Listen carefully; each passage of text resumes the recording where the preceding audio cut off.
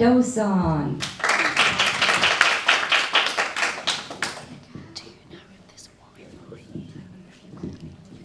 Hello there. Good morning.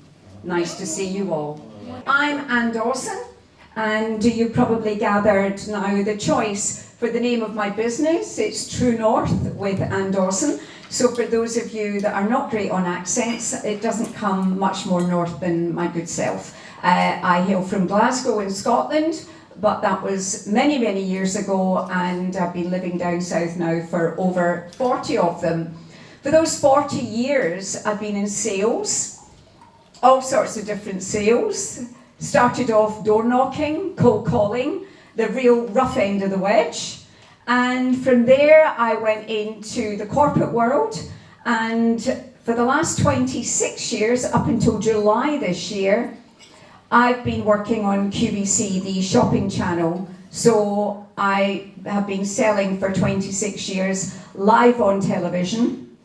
That is millions of products worth millions, if not billions of pounds. In fact, I worked it out the other day. This sounds like, hey, I'm bigging myself up, which is probably what I am doing. But I worked it out that I think I've sold £1.5 billion worth of products since I've been there at QVC. A lot of people think, you know, the shopping channel, QVC, and it is the queen. Even though I'm not there anymore, I'm still going to, you know, absolutely, you know, shout its fame to the hilt and all its glory.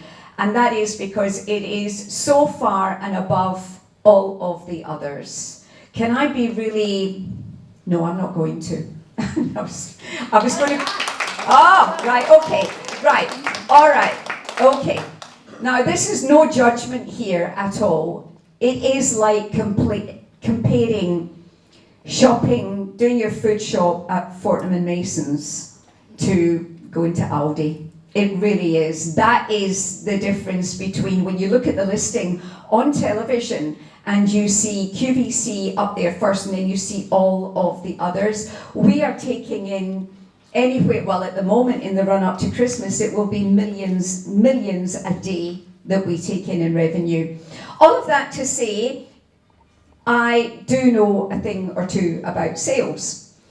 But one thing that I had come across over the years is that a lot of people cringe when it comes to selling.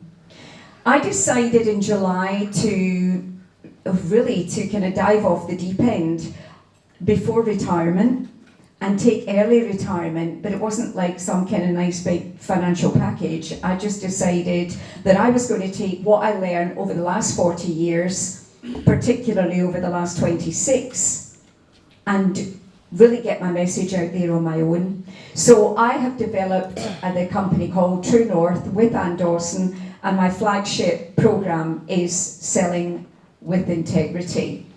Selling with Integrity. Do you have a product or a service that you're selling?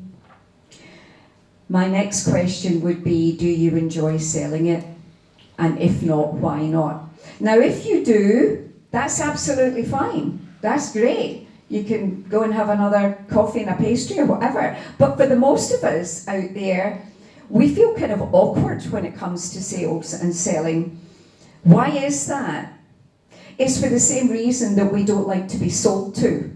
In this country, being very, very British, for so many of us, there's this mindset and there's this attitude that says, no, I make my own decisions. You know, I'm not, nobody sells me anything. I choose to buy because we want to be in charge. We want to be making our own decisions.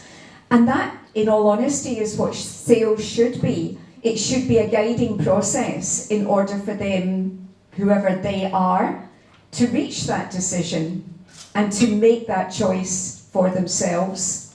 So it is all about putting all sorts of... Well, actually, I'm going to get some of you just to shout out for a second. Is there anybody here that doesn't like sales? Is there anybody here that's brave enough to say that they don't like selling? Oh, good. Lovely lady at the front here. Why don't you like it? I resonate with what you said. I don't like selling because I don't like to be sold to. I want to make my own decisions. Totally resonate. Okay, so again, it's about not wanting to sell the same way that we don't want to be sold to, because we want to feel that we make our own decisions. And obviously, that's our clients and our customers as well. They want to be making their own decisions. And so that's what I'm all about, really. At the end of the day, it is all about selling ethically and honestly and building trust and always selling with integrity. So selling with integrity, what we're roughly going to do today is have a look at, there are 3 pillars of trust that I like to mention, and really how to communicate with authority while staying true to your values. I think so many of us wear so many different hats. We will walk in, we have a hat at home, we have a hat with friends, we then go into a meeting in our workplace, we've got a different hat on. In a sales situation, it's almost like we take one hat off and put another one on when it gets to the salesy part.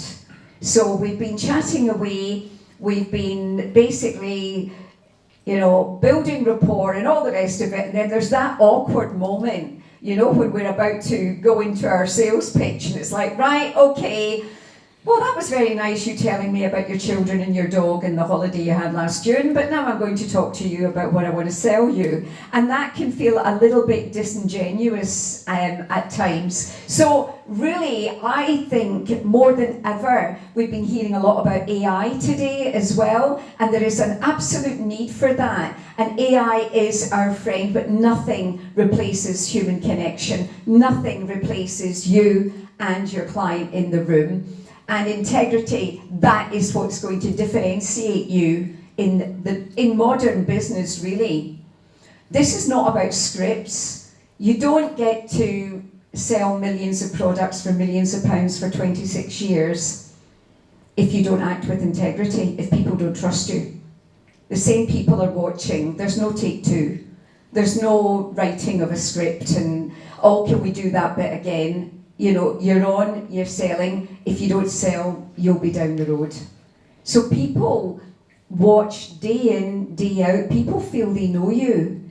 I cannot go on there one day shouting about Elemis and how I love the moisturiser, etc., and then the next day sing the praises of Estee Lauder.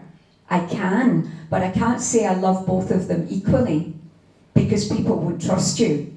You have to be honest. And you can sell honestly and ethically. So we'll be looking at plight for today. Now, I want to talk about plight with what you did at the very beginning when you were talking about what problem you solve. That is basically your business. That's what you're in. When you say, this is what I do, everybody solves a problem, even if they're only going to buy a cup of tea and a Kit Kat. Whoever's supplying the cup of tea and the Kit Kat, they provide a solution to the problem that you want, a cup of tea and a Kit Kat. Yeah? But a plight is different. It's a different word to problem. It's a weightier word. It's a heavier word.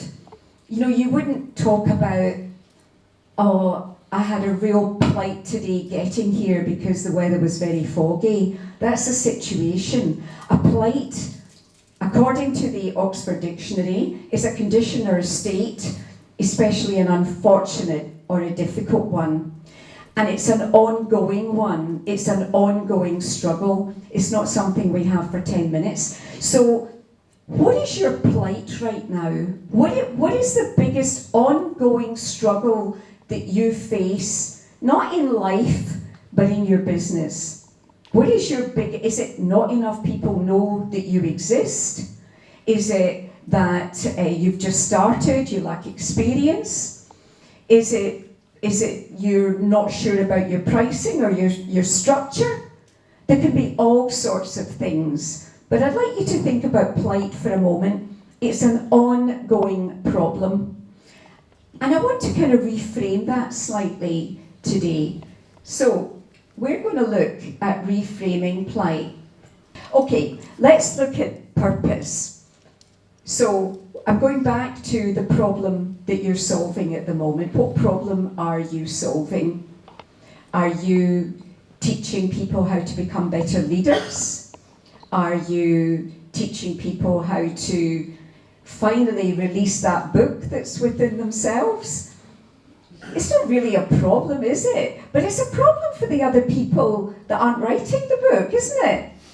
You know, it's a problem for all of us who are sitting here with that book in us, thinking, but does anybody really want to read about my life and my struggles and what I've done? And the big, fat, resounding answer to that is yes. Why on earth do we watch soap operas on television? You might not, but a lot of people out there do. And it's because we want a little look at other people's struggles and issues that make us feel a little bit better about ourselves. We see, yeah, well, we're just the same. So we're going to look at purpose. What problem are you solving? Purpose anchors your presence. Can I say it's always the why and not the how, no matter what business you're in?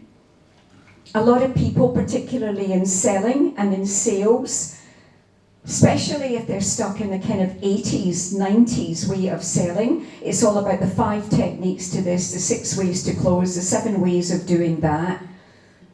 And really, when you're looking at techniques and tactics, that doesn't really line up with integrity, does it? So it's not about how you do something, it's about why you're doing it, because that will reframe your sales into a service. And when you've reframed your sales into a service, you feel good about what you do. You really genuinely do. If you think I'm selling something to somebody, then you are in a very, very different mindset. When you are so convinced of the problem you are solving, and when you know that you know that you know why you're doing what you do, you can show up confidently.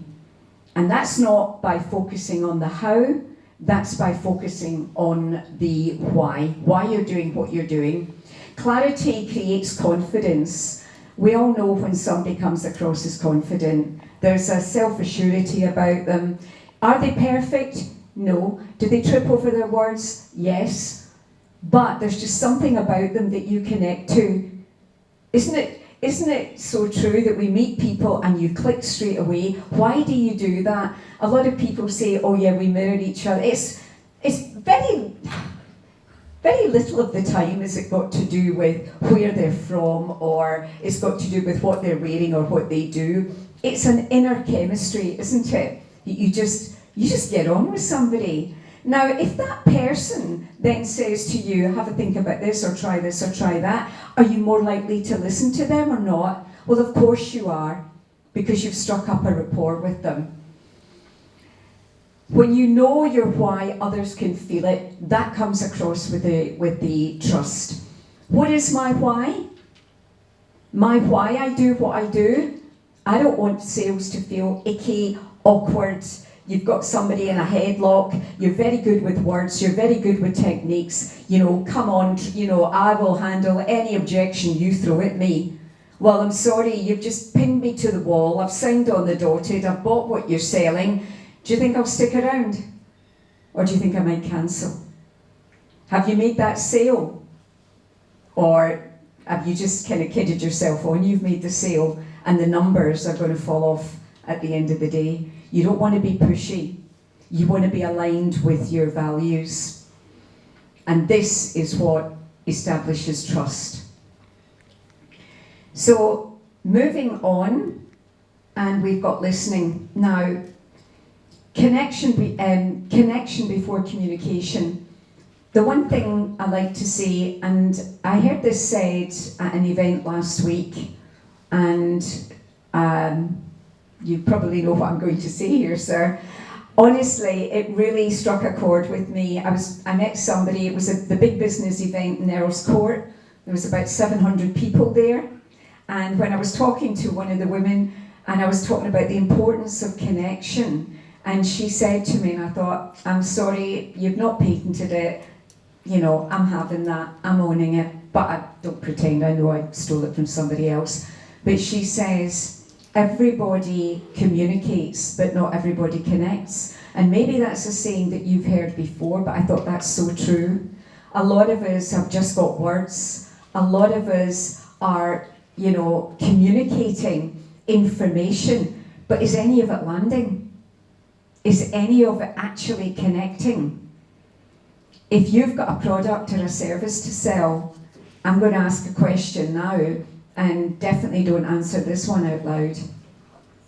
But has there ever been a time where you wouldn't have bought from you? A few smiles going round the room here. Yeah, a time where you wouldn't have bought from you, where you think, you've gone away, maybe you got the sale, but you don't feel that good about it. Maybe they bought whatever it was you had. But you know what? If it's a question of making 3 sales or 1 sale and putting my head in my pillow at night, knowing I served, I did the right thing for the customer, they're happy and I'm happy, I'll take that any day of the week. I really will. So it's listening to understand, not necessarily to reply. A lot of us, we hate awkward silence, especially if we don't know people that well. So when it was quiet, we rush to fill a void. So when it's a discussion or you're asking questions to get clarity on something and there's a bit of hesitation, sometimes the best thing you can do is just wait. Sometimes the best thing you can do is just to sit and let the person speak in their own time. It's not always about listening in terms of replying. And think of a time when you feel truly heard. Just going off for just a second here, I had an ongoing struggle with my son. He's 36 years old, soon to be 37. This is an ongoing struggle, probably for about the last 20 years. Now, it doesn't mean we didn't get on, but much to my shame, it's only been in the last few months that I realised he never felt heard. I was always there listening, but not actually hearing what the problem was. And we had a bit of time this year where we didn't see one another. And for the first time, I bit my tongue. Did I agree with everything he said? No. There's a lot of inaccurate information going on there, but I just heard him. And I can honestly say now we've got the best relationship we've had in a long, long time. Why? Is it because I apologise for some imaginary thing? No. He feels heard. And it's not about, well, I'm sorry you feel that way. That's such a garbage apology. I'm sorry you feel that way. That's like, well, I'm acknowledging that you're a bit of an idiot feeling that way. It doesn't ring true. It's far better to say the what. I'm sorry that you feel that I wasn't there for you when you were growing up. That's what I had to say. Now, I had all my reasons for why I was doing what I was doing. That's not the time to keep coming out with them. So I've had my own experience about what it feels like when you've not been listening to somebody, and yet I've been in sales a long, long time, and I talk about listening a lot, but there's a difference between listening and hearing. So moving on now, integrity. Integrity is your greatest differentiator. Why? Because there's a lot of, disingenuous people out there. Well, there are some. But integrity as a value, always wanting to show up with integrity. That means walking away from the sale. That means not pushing. That means not making people feel awkward. And it also means doing what's right even when nobody's looking. Listen, we say, oh, that person's really great. They're always helping old ladies across the road. Well, I don't mean to be harsh here, but are they doing it in front of you so that you think they're a great person? I mean, we don't know the motivation for why people do what they do, but they do. I remember I came to the decision, I don't know, a lot of us shop online now, but on the days where most of us were going and some of us still are going around the supermarkets, it used to really, is it just me? Does anybody get very angry or maybe just slightly annoyed when people don't put their trolleys back? and particularly if they leave them in a parking bay. So it would mean I'd have to get there, get out my car, move the trolley, get back in my... And what I decided to do, this was years ago, I decided that every time I went to the supermarket, not all of them, but I would take 2 trolleys back that other people had left. And there's times it was chucking it down, and, the supermarket was nearly closing. And there was nobody there to say, oh, isn't she a nice lady taking those trolleys back? But you still do it. Don't do it so much now, because as I said, I tend to shop online. But that's not to say, hey, look at me, I took the trolleys back. But you know what I mean? Even if people aren't looking, how do they know it wasn't my trolley anyway? But it's just doing something that's decent. Making other people's lives a bit easier. That's all part of integrity. It's not just about you making a sale or selling a service. The cost of compromise is just way too high. And my other passion is acting, and I love that. And a year and a half ago, something I'd never do again, I compromised. I was put in a position where in my own head I thought, well, I'll never do this and I'll never do that and whatever. And then I was put in a situation where it was all change, and somebody said, will you read for me? Will you do this? And I looked at it and I thought, everybody was looking at me. We were about to be filmed. And I just thought, if I say no, I'm not going to do this, then I'm landing everybody in it, and I'm not going to be very popular, and can I let everybody down? Did I compromise? What do you think? Yes, I did.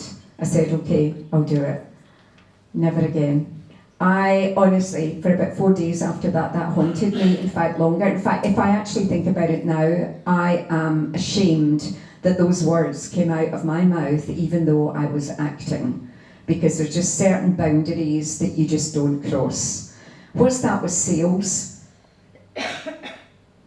You don't wait until you're in the middle of a sale to decide what your boundaries are. You decide before you go in. You decide ahead of time. After that, I sat down and I wrote down all the things I would never say, do, be, whatever, whether it was being filmed and going out there, whether it wasn't. I knew my boundaries. Have I been in that position again? I actually have, and I turned down the part. Because when I read the whole script, my bit was fine. I read the whole script, didn't like it. But you need to write out your boundaries with regards to what you do before you're in the room. Growth. We all know about, get out your comfort zone, and that challenges come when you start stretching and when you're about to grow. We know that growth does build trust and resilience. It says lessons from discomfort. Well, do you know the biggest lesson that I want you to learn here? When it comes to sales, don't get out your comfort zone. Get into your comfort zone. Because you can't sell to anybody if you don't feel comfortable. If you don't feel comfortable about who you are, if you don't feel comfortable about your product, your service, what you're selling, if you're too busy in your own head, you're not listening to your client. So you need to be so off pat, so confident, so self-assured with what you're doing that you can fully devote 110% of your attention to your prospective client there. I'm going back to acting again, but it's a bit like a script. We've all got actors, or we can think of somebody, I don't know, I just don't like them. I would probably bet money on the fact that it's because you don't believe them. You don't believe them when there's just something doesn't ring right. Now, when you get a script, a lot of people think that they've got to learn all the script. So they read the other person's part and then they look at their lines. So that when they're sitting there or standing or whatever, and the person, they're talking and it's like, yeah, hurry up because it gets to my line. Oh yes, it's Christmas, Merry Christmas everyone, or whatever that line is. I'm not really listening to you. I'm waiting for you to stop speaking so that I can say my line. One of the best teachers in acting said, don't look at the other person's lines, you look at them maybe a few days before going on set, just learn your own. Because I tell you what, you'll then have to really, really listen. Then your responses will make sense. And also it'll be a far more believable performance, because if somebody says, it's Christmas, you go, yeah, great, Merry Christmas. If somebody says, it's Christmas, and you go, yeah, I know, Merry Christmas. You're taking your cue from somebody else. Why do I say all of that about the acting? It's so important. You need to go in, working at QVC for 26 years, I can talk for the country, and then some. So anyway, I'm going to wrap up. We were talking about growth. I want to talk just very quickly on humanity, just very, very quickly. In a world of AI, you need to show up as you.